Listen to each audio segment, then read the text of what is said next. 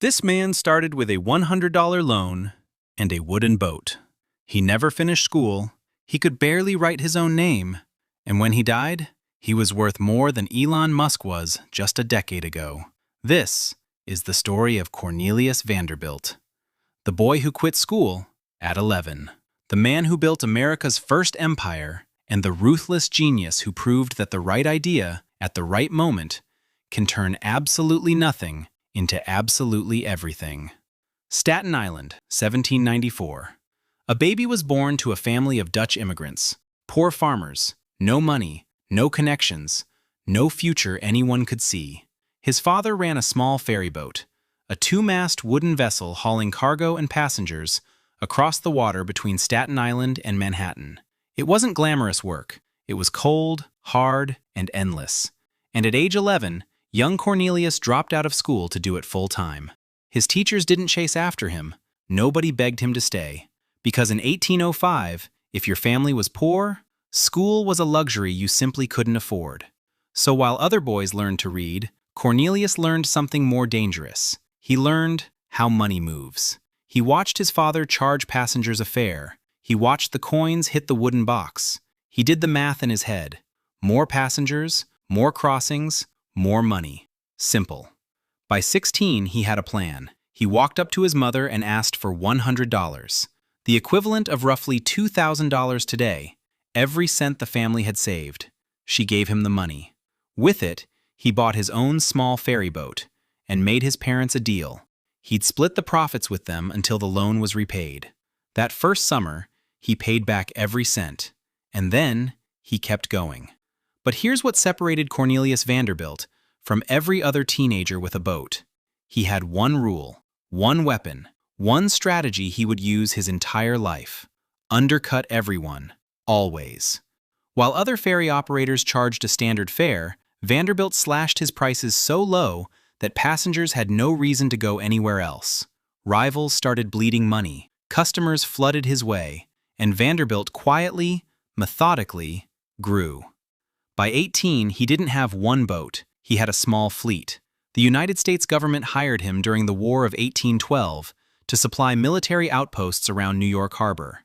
He was a teenager, running government contracts, making real money. Most boys his age were still asking their parents for pocket change. Cornelius Vanderbilt was already thinking about his next move. Then, everything changed. In the 1810s, a new technology was sweeping the nation: steam power.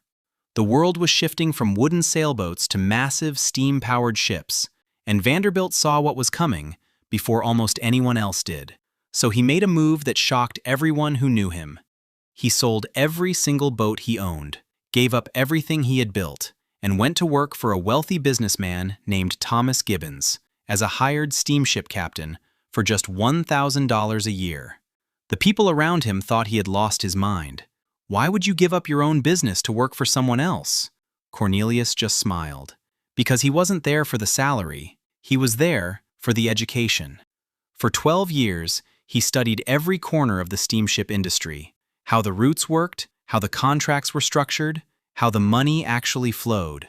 He was doing what every great predator does before it strikes. He was learning the terrain. And when Gibbons died, Vanderbilt walked out of that company with something worth more than any paycheck. He walked out knowing exactly how to build something 10 times bigger. By the 1830s, Vanderbilt had launched his own steamship company, and he ran it the same way he ran his little ferry at 16. He cut prices, he undercut rivals, he made it impossible for competitors to survive. But this time, the rivals were richer, the routes were bigger, and the stakes were enormous. One by one, competing steamship operators tried to beat him. One by one, they started losing money. And then, something remarkable happened. Something that tells you everything you need to know about how Cornelius Vanderbilt's mind worked. His competitors stopped trying to beat him. Instead, they started paying him. They paid him money just to stop competing with them, because having Vanderbilt as an enemy was more expensive than just handing him a check every month and asking him to go away. He took the money, he opened new routes elsewhere, and he ran the exact same play again. By now, the newspapers had a name for him: the Commodore. Then came 1849, the California Gold Rush. Thousands of Americans were desperate to get from New York to San Francisco. The fastest route was around the southern tip of South America, months of sailing through brutal seas. The other option was through Panama. Dangerous, slow, controlled by competitors. Vanderbilt looked at a map. He stared at it for a long time. Then he put his finger on a small country most Americans had never thought about: Nicaragua. He launched a steamship route straight through Nicaragua, faster than Panama, cheaper than Cape Horn. The demand was instant, overwhelming. His company made over $1 million per year, around $26 million in today's money. And when rivals finally figured out what he was doing and started copying his route, he negotiated a deal. They would pay him $40,000 a month just to stop running his ships. $40,000 a month to do absolutely nothing. He took that money, and he started watching a different industry, one that was about to change everything. Cornelius Vanderbilt was in his late 60s when he made the most surprising decision of his entire life. He walked away from ships. After 50 years of dominating the waterways of America, he looked away from the ocean and turned his eyes to something new: railroads. Most men his age were slowing down, thinking about retirement, sitting in rocking chairs on quiet porches. Vanderbilt was just getting started. Starting in 1863, he began buying railroads. First the New York and Harlem Railroad, then the Hudson River Railroad, then the mighty New York Central. He merged them together, consolidated them into one massive corporation, the largest single railroad company America had ever seen. And then in 1873, he connected New York City to Chicago, the first direct rail service between the two greatest cities in America. He didn't just own trains, he controlled how the entire nation moved its goods and its people. Nothing crossed the eastern United States without going through something Cornelius Vanderbilt owned. And to crown it all, he ordered the construction of a building that would stand as his monument long after he was gone: Grand Central Depot, in the heart of Manhattan, the station that would eventually become the iconic Grand Central Terminal that 750,000 people walk through every single day. Even now, even today, 150 years after the man who built it took his last breath. January 4th, 1877, Cornelius Vanderbilt died at 82. His fortune, $100 million, the largest personal wealth ever accumulated in the history of the United States. In today's money, over $185 billion. The newspapers ran the story on every front page. The nation went silent for a moment, because everyone knew they had just witnessed something that would never happen again.